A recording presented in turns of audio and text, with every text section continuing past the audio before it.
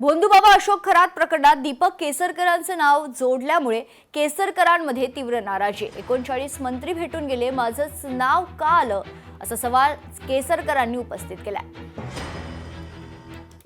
आम्हाला हे माहिती असू शकत नाही, कारण एवढा वेळ काही मी त्यांच्या संपर्कात राहिलेलो नाही किंवा मी स्वतः कुठली पूजा केली नाही। फक्त ईशान्येश्वर मध्ये एकदा मी पूजा केलेली आहे किंवा दुसऱ्यांदा गेलो असेल तर फक्त ईशान्येश्वर मधल्या शिवलिंगाची पूजा केली आहे। याच्यापुढे कुठलीही पूजा मी त्यांच्या वतीने केलेली नाही आहे आणि त्याच्यामुळे निव्वळ ओळख असल्याबद्दल एकाबद्दल काहीतरी बोलणं हे चुकीचं आहे। आणि एवढी लोक भेटून गेली, जवळजवळ 39 आमदार भेटून गेले, माझंच नाव का हा प्रश्न आहे।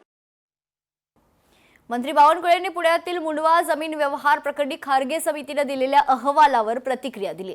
वडेट्टीवार यांनी केलेल्या टीकेवरूनही बावनकुळे यांनी प्रत्युत्तर दिले। मुंडवा जमीन प्रकरणात कोणालाही क्लीन चिट नाही, वडेट्टीवारांनी राजकारण करू नये असे देखील बावनकुळे यांनी सांगितले। खारगे समितीकडून निष्पक्षपणे चौकशी होणार असल्याची माहिती देखील बावनकुळे यांनी दिली।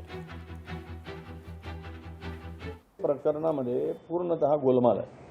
हा चौकशी अहवाल, चौकशी समिती हा एक फार्स आहे, हे एक सुद्धा नाटक आहे आणि चौकशी समितीने दिलेला अहवाल सुद्धा बोगस आहे।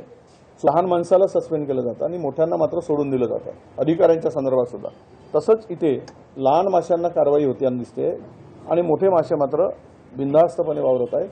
हे चौकशीचा एक फार्स आहे, तो फार्स पूर्ण केला गेला आहे। त्याच्यामध्ये काही जे दिसत आहे उघड डोळ्यांनी, जे मालक होते त्यांच्यावर कुठलीच कारवाई होत नसेल तर ते दुर्दैव आहे।